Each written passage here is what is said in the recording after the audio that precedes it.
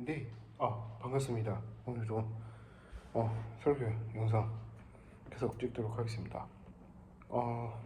오늘은 잠언 19장 1절 14절까지 보도록 하겠습니다. 잠언에서 19장에 나와 있는 내용인데요. 지금 여기서 열려 있어서 잠깐 여기서 방문해서 여기서 찍고 넘어가도록 하겠습니다. 오늘은 19장 1절에서 14절까지인데요. 하나님의 관점인 그 내용을 묵상을 쭉 읽어보니까 하나님의 관점이라는 주제가 많이 있다고 합니다. 그래서 본문의 말씀은 여호와께서 주시는 아내라고 와이프를 얻는 이야기 있는 것 같습니다. 은혜와 덕택을 아울러 이루는 말, 은택이란 말이 그런 얘기입니다.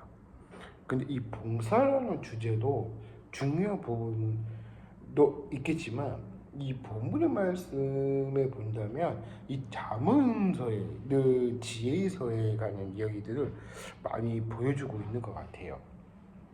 근데 그뿐만이 아니라 확실한 이미지가 있는데, 그런 이미지가 뭐가 있냐면 여호와께서 봉사를 하는다에 대해서 조금 기도를 많이 하셔야 될 것 같아요. 이 봉사라는 자체도 이제 만약에 그 교회의 사역을 맡게 되잖아요. 근데 교회 사역을 맡기면 이게 한 템이 주어지고 또 한 템이 주어지는 거, 이제 그런 거 같아요. 근데 그뿐만이 아니라 그러니까 그 확실한 이미지가 있는데 19장에 관한 이야기들을 이렇게 묵상을 해보니까 이 봉사하는 것도 좋아하는 것 같아요. 그러니까 섬김으로 하는 거니까. 그런데 이제 그 중에 이제 설교 말씀을 이렇게 조금 이렇게 뚫어 본다면 제가 이게 무슨 내용일까 해서 주기적으로 묵상을 하거든요. 그러니까 저는 설교 영상을 계속 찍다 보니까 그래서 제가 얘기를 하는 거죠. 그래서 언젠가는 주일학교가 부활이 되면 제가 말씀을 많이 보면서 이제 아이들을 성장시키는 데에서는 제가 1등 공신입니다. 그래서 제가 아이들을 엄청 잘 좋아하는 편이거든요. 근데 그 아이들이 좋아하더라고요. 옛날부터 제가 아이들이랑 많이 놀았었어요. 근데 그때가 언제였냐면 조금 오래됐죠. 세월이 많이 흘렀으니까. 근데 그 이제 애들이 조금 무섭기도 했다고 그러더라고요. 근데 처음에는 무섭기도 하고 막 그러긴 하겠죠. 모르니까. 근데 서로 모르니까. 그러니까 알아가면, 남자끼리 알아가면 이런 게 있고 내가 이게 뭐뭐 있고 아이들이 그렇게 얘기를 해요. 그러면 그럼 이렇게 놀까 하면은 놀죠. 아이들이 다 커가니까. 근데 그 아이들이 이제 커가면 커갈수록 이제는 이렇게 성숙한 면이 많이 있겠죠. 근데 이제 성숙한 면이 많이 있겠지만 어느 순간부터 혈통공신이 제가 포함이 되어 있습니다. 근데 그 아이들이랑 주기적으로 할 때 이 잠어서 이 지혜서를 이렇게 본다고 생각을 했는데, 그러니까 확실한 이미지가 뭐가 있냐면 교회 사역을 많이 하잖아요. 근데 그런 사역을 하면 파트를 맞춰지면 그 맞는 설교를 해야 되는 거예요. 원래 정서가. 저도 그렇게 하거든요. 하긴 하는데 그 이제 한 분이 이제 너무 어른스럽게 가면 재미가 없다 그렇게 얘기를 하는 거예요. 그래서 저는 재밌게 하려고 하는 거니까. 설교 말씀을 저는 그렇게 준비를 하거든요. 어떻게 하면 즐겁게 설교를 할 수 있을까 생각을 고민을 해보고 사역질을 어떻게 하면서 눈통한 이미지가 뭐가 있을지 생각을 해본다고 생각을 해보시는 게 더 좋은 것 같습니다.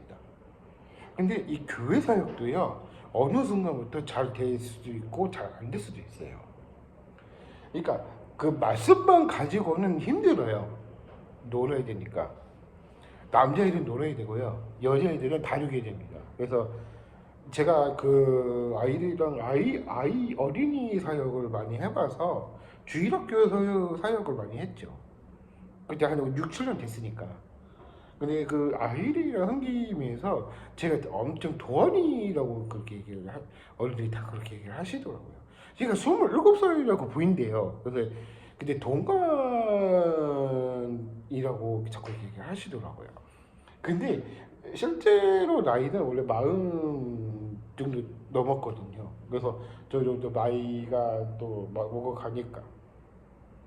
근데 어르신 분들은 그렇게 보이나 봐요. 그래서 아, 이게 아직 어리구나 이렇게 생각이 드셨겠지만, 저는 아직 미혼이고 총각이기 때문에 우리가 이제 그 아이들을 잘 양육을 하기 위해서는 남자애들은 놀아야 되고요, 그리고 여자애들은 다독이면서 이제 같이 노는 형태로, 뭐 요즘에 또 유튜브도 안 하면 이제는 바보가 시대가 왔기 때문에 해야 됩니다. 그래서 이 챌린지도 이제 유심히 보고 있고요. 그 드럼도 제가 또 하고 있고 하니까, 그래서 나 드럼 치고 있어 하면은 아, 그런 경우가 있구나 생각이 드는 거예요. 근데 그래서 사람들이 저한테는 제가 드럼을 치면 그 은혜스럽다 이렇게 얘기하시더라고요. 그래서 예전부터 제가 드럼을 많이 해봐서, 그러니까 취미 드럼을 한 게 아닌데 사람들 그게 그 인식이 조금 이렇게 딸리는 사람도 계시고요. 어른들이 잘 이렇게 얘기를 해주시면 아, 그럼 이런 경우가 있어요? 그러면은 그렇게 그런 게 있어요 하면은 아, 그걸 딱 아시더라고요. 근데 그분이 그 건철님이 계셨어요. 근데 그 얘기를 은혜스럽게 얘기를 하니까 왜 전 선생님이 하시지 왜 그렇게 다른 분한테 연기냐 그렇게 계속 얘기를 하시길래 아, 이런 경우도 많이 있겠구나 생각을 하신 거예요. 그러니까 제가 이제 은혜스럽게 하지는 않는데 다른 사람들이 은혜를 이렇게 받나 봐요. 근데 그런 은혜를 받는 이유가 뭐냐면 나눔이라고 생각하시면 돼요. 은혜의 나눔. 그러니까 이 나눔이라는 게 뭐냐면 마음에 나온 나눔을 이루고자 하는 이유 중에 하나인 것 같더라고요. 그분 그 건설님이 두 분이 계시거든요. 그래서 제가 그래서 아니면은 또 교회 옮겨갈까봐 걱정스럽죠. 기도도 많이 하긴 하거든요. 그래서 그 교회가 또 보니까 제가 이제 사역지를 계속 이제 파트를 맡아지면서 없어졌어요. 근데 이제 없어지면서 이제 전역을 했는데 드럼 전역을 하면서 이제 추미름으로 해서 드러머를 계속 한 경우가 거의 대부분이었어요. 근데 제가 취미적으로 한 건 아닌데, 그러니까 묻혀왔던 것을 다시 꺼내게 세경을 했는데 어느 순간부터 이제 이게 많다 보이고 이게 실수하게 된 경우가 많이 있다고 해요. 실수를 하면은 음악을 하면은 완전 퇴색을 하거든요. 그러니까 실용 음악이라는 게 그런 거거든요. 근데 저도 그렇게 생각을 했어요. 근데 저도 그렇게 생각을 했는데 저는 많이 알고 있었어요. 근데 그래서 뭐든지 그거를 드럼을 할 때, 그러니까 드럼도 마찬가지겠고 이제 뭐 기타도 있겠고 베이스도 있겠고 뭐 피아노도 있겠고 건반도 있겠고 여러 가지 있잖아요. 그 취급을 안 하면은 차별이 되는 거예요. 그럼 차별이 되면은 내가 전공자인가 생각이 막 들면은 그런 차별성이 사람들이 있는 것 같아요. 예민한 사람들이 그러거든요. 근데 저도 그렇긴 하거든요. 근데 그런 경우도 많이 있다고 하는데, 저도 생각을 해보면 제가 취미 드럼을 계속 했나? 그렇게 의심이 쓰는 거예요.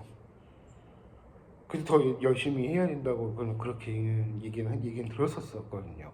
근데 제가 신학도를 원래는 제가 학교를 들어갈 때 그 어머니가 이제 가시면서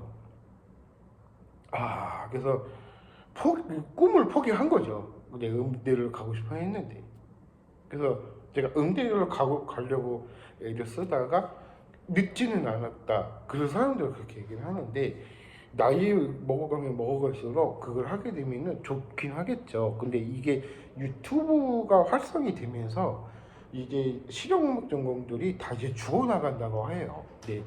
그때 얘기를 들은 적이 있었거든요. 근데 진짜 알고 보니까 그런 실용음악이라는 게 뭐냐면 전공을 이야기하는 거예요.